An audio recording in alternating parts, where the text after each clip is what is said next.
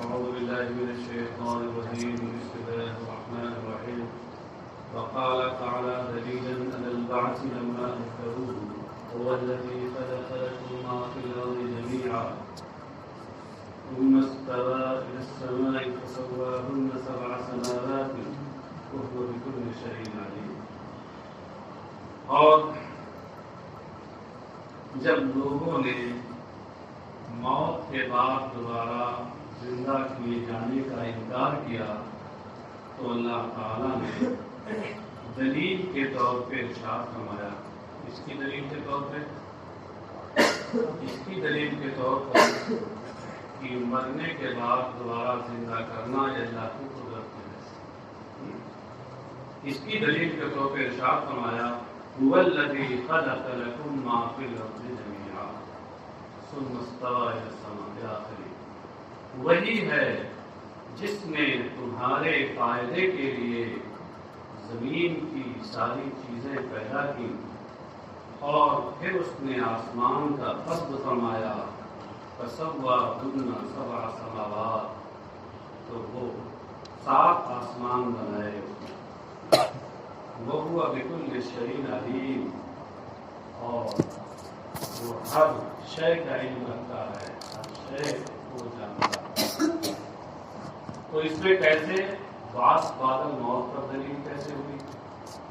اس طرح دلیل ہوئی کہ بھائی بعث بعد الموت میں تو یہ ہوتا ہے کہ کوئی مر چکا ہے, یعنی اس کا جسم بنا ہوا تھا, روح بھی اس میں تھی, روح ہٹا دی گئی, اس کی موت واقع ہوگی. جسم جو مادی تھا وہ تو تھا, اور قبر میں جانے کے بعد اس کے اجزاء, حصی اجزاء اگرچہ بظاہر سڑ گل گئے مگر ایک جو اصلی جز ہے وہ بہرحال باقی ہے. اب دوبارہ اللہ تعالیٰ جو زندہ فرمائے گا تو وہ کیسے کہ اسی سے جو اجزاء سڑ گل گئے تھے اور جو اصلی جو بچا تھا انہیں کو اپنی قدرت سے یکجا کر کے روح ڈال دے گا. یہی بعث بعد الموت ہے. تو وہ اللہ کہ جو اس وقت زمین اور زمین کی ساری چیزیں جس میں پیدا فرمائی جبکہ کچھ تھا ہی نہیں, کوئی جز نہ تھا, اس وقت پیدا فرمائی, اور پھر زمین نے آسمانوں کو بھی پیدا فرمایا. ایسی بڑی بڑی مخلوقات کو وجود بخشا اس نے. بتائیے کہ وہ اجزاء کے ہونے کے بعد دوبارہ زندہ کرنے کا ساری پوری جو بغیر کسی جز کے, بغیر کسی مادے کے شے کو وجود بخش سکتا ہے اور میرے بھولا میں, تو پھر اب تو مرنے کے بعد اس کا مادہ کچھ موجود ہے, کچھ جز موجود ہے, اس میں اگر وہ پھر روح ڈال دے, جسم تیار کر دے, روح ڈال دے, تو یہ تو اور اس سے آسان ہے. پھر انسان کا وجود جسم ہی کتنا بڑا ہے, پوری زمینوں کو, 7 آسمانوں کو پیدا کر رہا ہے بغیر کسی مادے کے. اس چھوٹے سے کسی مخلوق آدمی کو پیدا کر سکتا ہے. تو یہ اس طریقے سے بعث بعد الموت پر یہ دلیل کے طور پر اللہ نے آئے. چلیے صاحب آیت کے دیکھیں تفسیر. هو الذی خلق لکم ما فی الارض جميعا. الارض ای الارض وما فیہا. بظاہر یہ لگتا تھا اس سے کہ وہی ہے جس نے زمین کی ساری چیزیں تمہارے لیے پیدا کی. بظاہر ایسا لگتا تھا کہ زمین کی ساری چیزیں پیدا کی اور زمین نہیں پیدا کی. کوئی معافی لگتا ہے نا. حالانکہ بتائیے کوئی بھی تھوڑی بھی زبان اگر جانتا ہوگا تو کیا اس جملے سے یہ سمجھے گا کہ زمین کی ساری چیزیں پیدا کی, زمین نہیں پیدا کی. کیا اس کے ذمہ میں معافی لفظ کے ذمہ آپ نہیں آ گئے, یاد بھی آئے سیاحت عبارت سے بات سمجھ میں آ گئی. اسی کو واضح کیا مفسر نے معافی الارض ای الارض و ما فیہا, یعنی زمین اور زمین کی ہونے والی ساری چیزیں. اس سے اشارہ اس بات کی طرف کیا کہ ارض سے مراد خالص ارض یہاں نہیں ہے, ارض سے مراد عالم سفلی ہے. ایک عالم عجمی ہے جو آسمان आसमानों और आलम सिफली जो ज़मीन से मुताल्लिक़ है।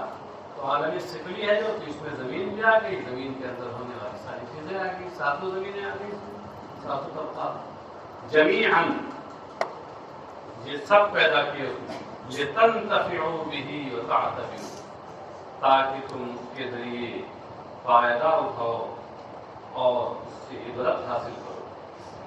हाँ, तंतफ़िउ बिही, ये निकाल कर इशारा किया इस तरफ कि खलक़ लकुम मिन लाम है इंतिफा के लिए, लाम इंतिफा के लिए, तो मतलब ये हुआ कि वही है जिसने तुम्हारे नफ़ा के लिए, तुम्हारे फायदे के लिए ज़मीन की सारी चीज़ें पैदा की।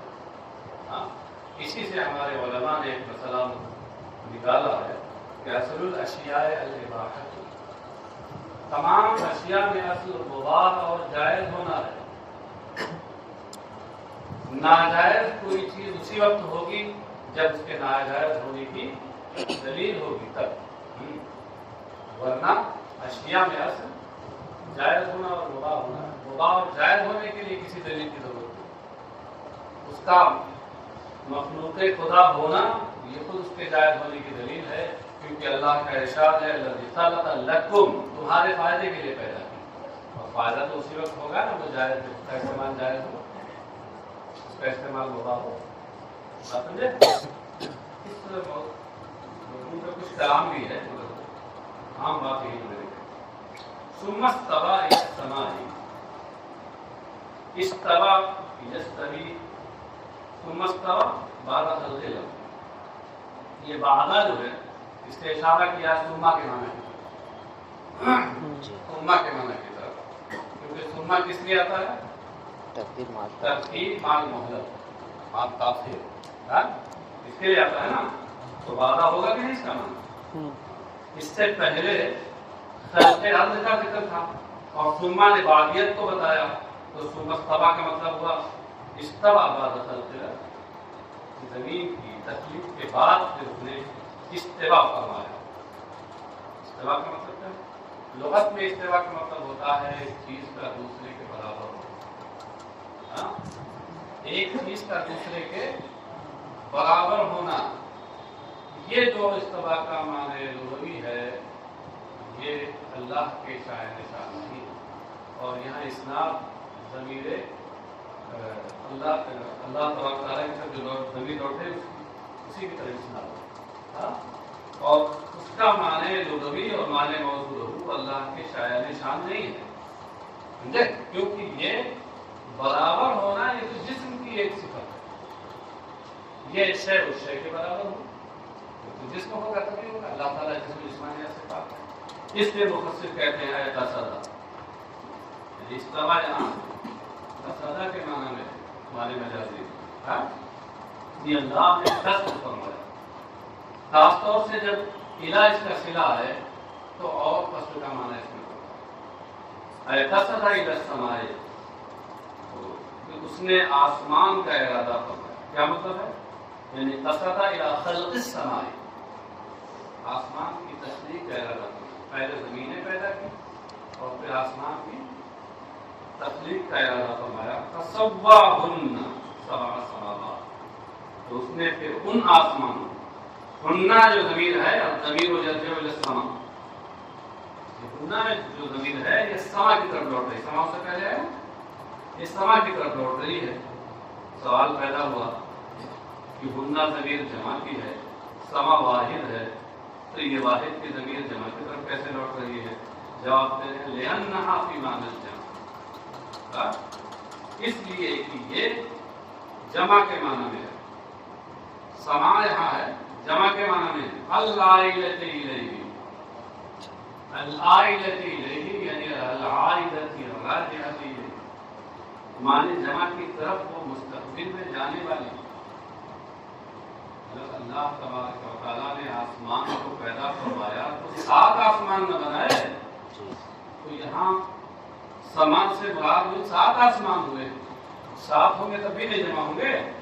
बेतकारे मा यऊलु इलैहि, अल-आइलति इलैहि यानी बेतकारे मा यऊलु इलैहि, मुस्तक़बिल में चूंकि वो 7 आसमान होने वाले थे तो बेतकारे मा यऊलु इलैहि वो जमा हो गए ना, لہذا اب ہننا کی ضمیر اس کی طرف لوٹنا صحیح ہے.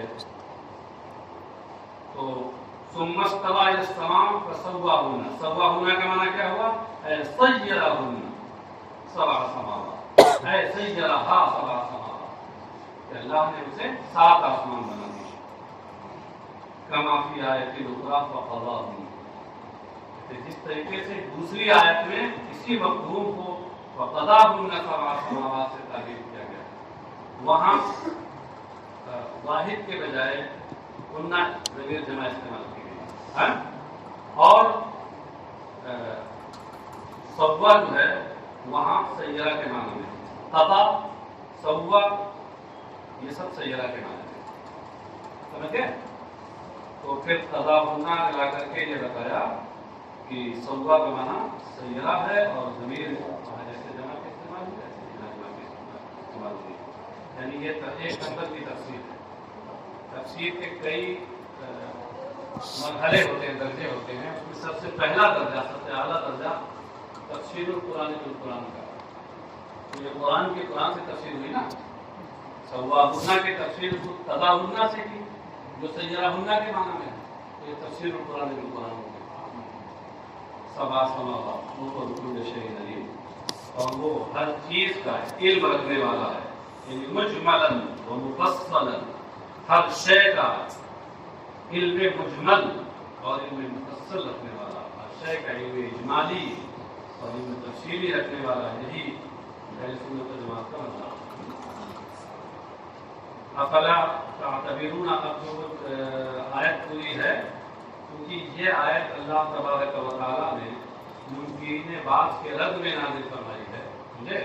لہذا آیت کا مفہوم واضح کرنے کے لیے مفسر آگے یہ جملے بڑھا رہے ہیں کہ فلا تعتبرون ان القادر علی خلق ذلک ابتداء وهو اعظم منکم قادر علی اعادته. کیا ابھی تمہیں اس بات کی عبرت نہیں ہو رہی ہے کہ جو ابتداء اس کی تخلیق پر قادر ہے، اور جبکہ یہ چیز تم سے بہت بڑی ہے. یہ زمین و آسمان تم نہ دی، تمہارے جسم کی طرف دیکھتے ہو بہت بڑے ہیں.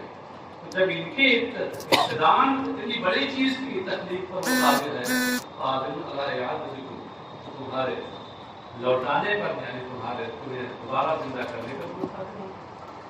کیا اس پر ابھی تو کوئی غلط نہیں ہو رہی، نصیحت نہیں ہو رہی.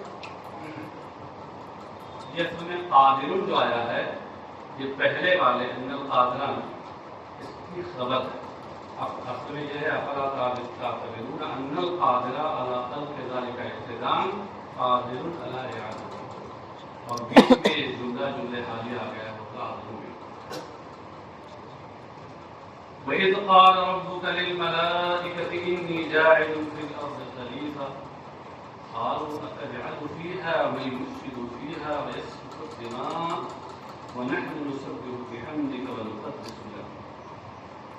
اس سے پہلے وہ سب سے نکال رہے ہیں وَاذْكُرْ يَا مُحَمَّدُ، وَاذْكُرْ يَا مُحَمَّدُ إِذْ قَالَ رَبُّكَ لِلْمَلَائِكَةِ. یہ جو نکالا ہے اس میں، تو اس میں اذکر نکال کر اس بات کی جانب اشارہ کیا کہ اذ اپنے ماں باپ جملے کے ساتھ مل کر کے، یعنی اذ مضاف ہے اور اس کا ماں باپ جملہ مضاف الیہ ہے، مضاف الیہ سے مل کر کے یہ مفعول بہ واقع ہے فعل مقدر مذکور کا.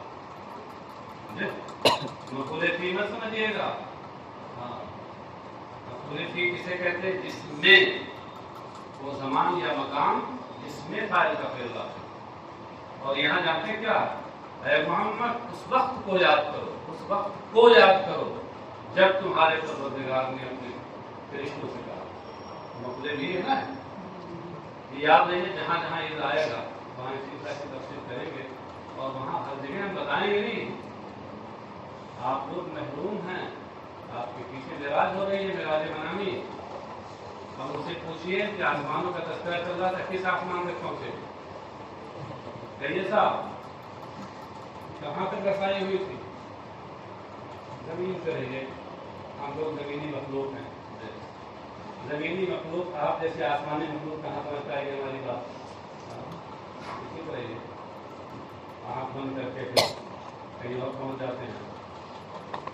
ہاں صاحب یہ اذکر نکال کر کے یہ بتایا کہ اس اپنے ماں باپ مذاکرے سے مل کر یہ مقبول بھی ہے اذکر کے لیے اور یا محمد نکال کر یہ بتایا کہ ربکا میں کاف سے خطاب نبی اکرم صلی اللہ علیہ وسلم ترجمہ یہ ہوا اے محمد اس وقت کو یاد کرو جب تمہارے پروردگار نے فرشتوں سے فرمایا انی جاعل فی الارض خلیفہ کہ میں زمین میں اپنا ایک خلیفہ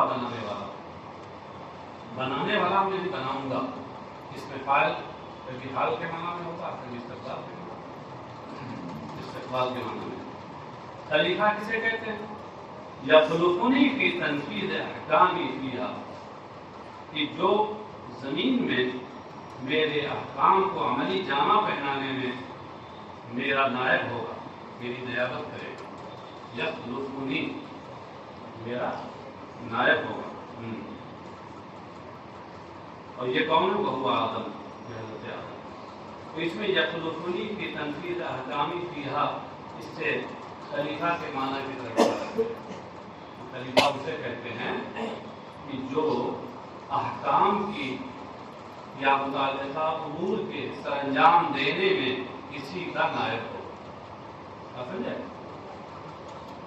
قالوا اتجعل فيها من يفسد فيها ويسفك الدماء. فرشتوں نے عرض کی کیا زمین میں تو ایسے کو بنائے گا کہ جو زمین میں بگاڑ پیدا کرے گا. بگاڑ سے کیا مراد ہے؟ گناہ کرنا. اس سے پہلے بھی گزر چکا ہے گناہ کرنے کے بیان. یعنی جو زمین میں گناہ کر کے اور نظام زمین کے نظام کو خراب کرے گا ایسے کو تو خلیفہ بنائے گا. ویسفک الدماء اور جو خونریزیاں کرے گا. کون بہائے؟ سبب ایسی کو بہانا. یسفک الدماء یعنی یریقھا. یسفکو کا معنی یریقھو. عراق یریقھو عراقتاً کا معنی بہانا. جو قتل کے ذریعے یا قتل سے کر کے وہ خونریزی کرے گا. یہ بالقتل میں جو با ہے یہ بائے سببیت بھی ہو سکتی ہے اور بائے تصویر بھی ہو سکتی ہے. ایک بات میں بتایا تھا آپ کو بائے تصویر. بائے تصویر اس بات کو کہتے ہیں کہ جس کا مذکور ما قبل کے مصدر کی تفسیر و تصویر ہو. ما قبل میں کیا ہے؟ یسفک الدماء. یسفکو کا مصدر ہے سفک الدماء. اسی کی یہ تفسیر ہے ہوتا ہے. کام کما فعل ابو الجان جیسا کہ ابو الجن کی اولادوں نے کیا تھا. جیسے انسان کے یہ اصل کون ہے؟ حضرت آدم. تو اسی لیے تو آپ لوگ آدمی کہلاتے ہیں. آدمی آدم کی طرف.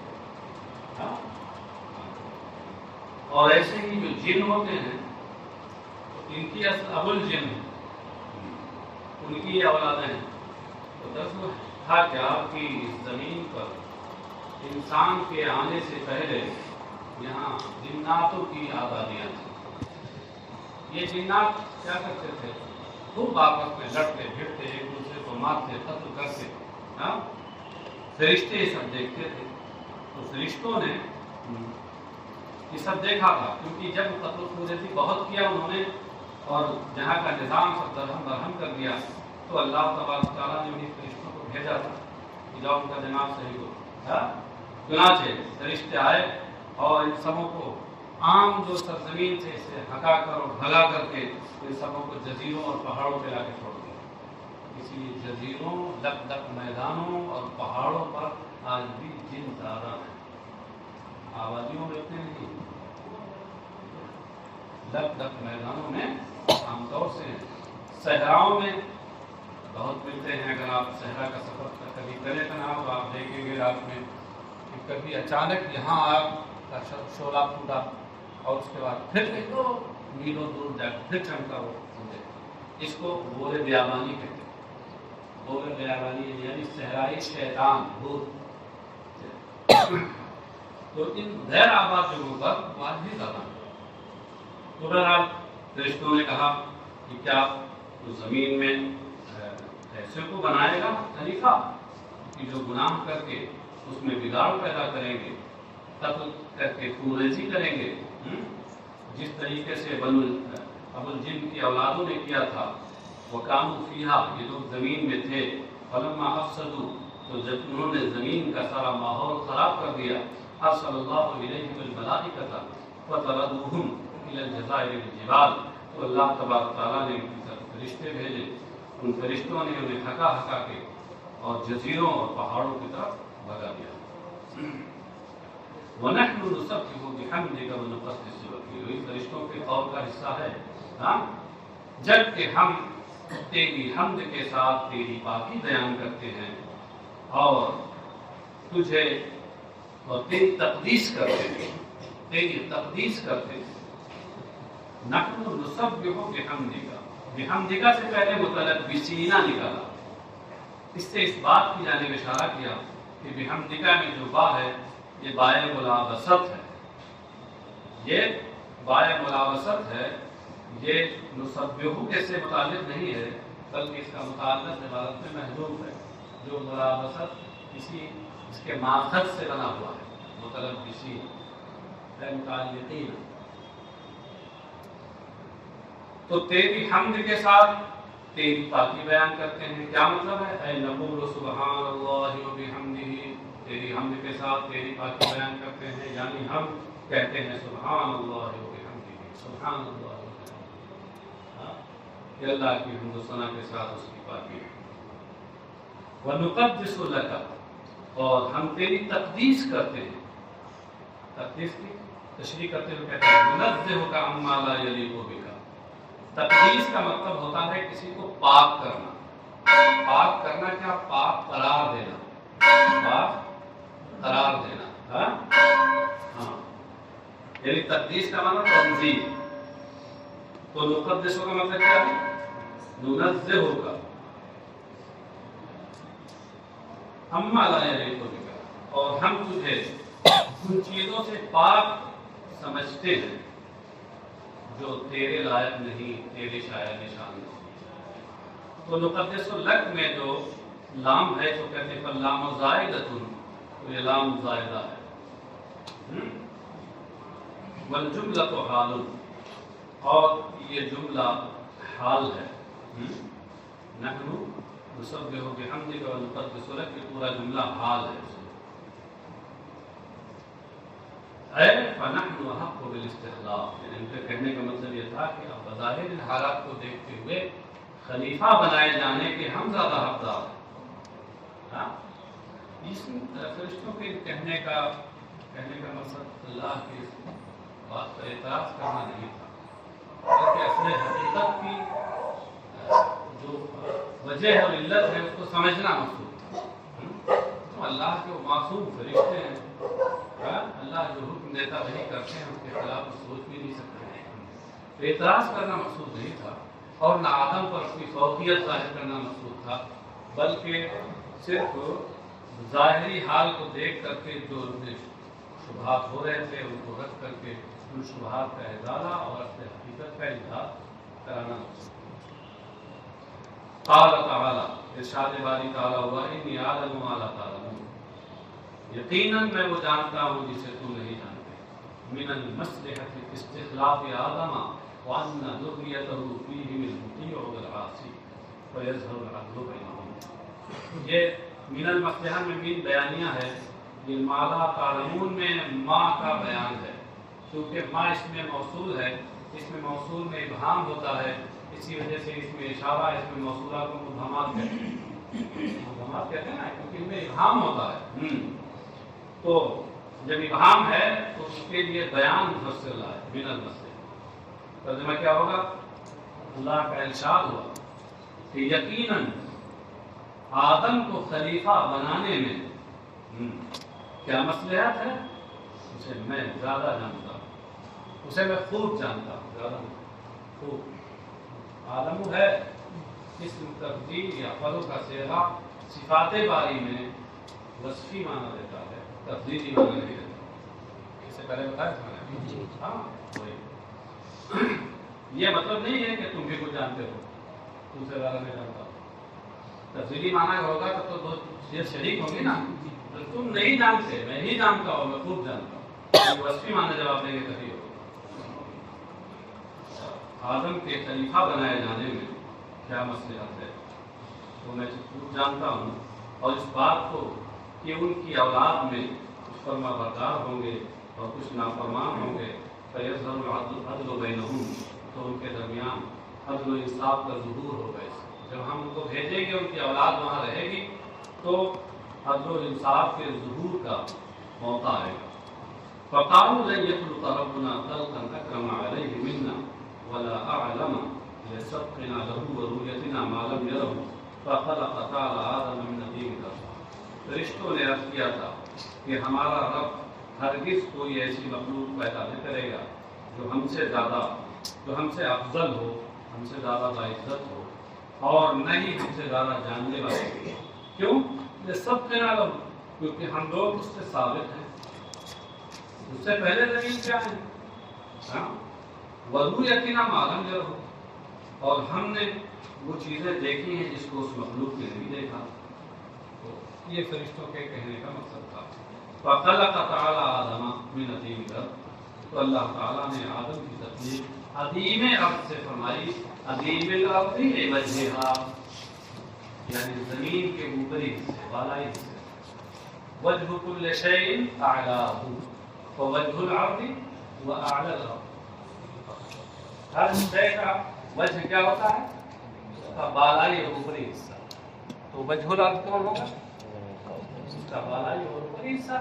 تو چونکہ آدم کی تخلیق اللہ تبارک و تعالیٰ نے عظیم ارض سے کی تھی، اس لیے ایک قول کے مطابق اسی لیے ان کا نام آدم پڑا.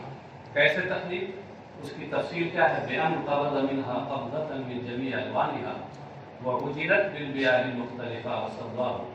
اس طور پر کہ اللہ تبارک و تعالیٰ نے اس عظیم ارض سے تمام اس کے رنگوں سے ایک مٹھی مٹی لی، یعنی خود نہیں فرشتوں سے کے ذریعے.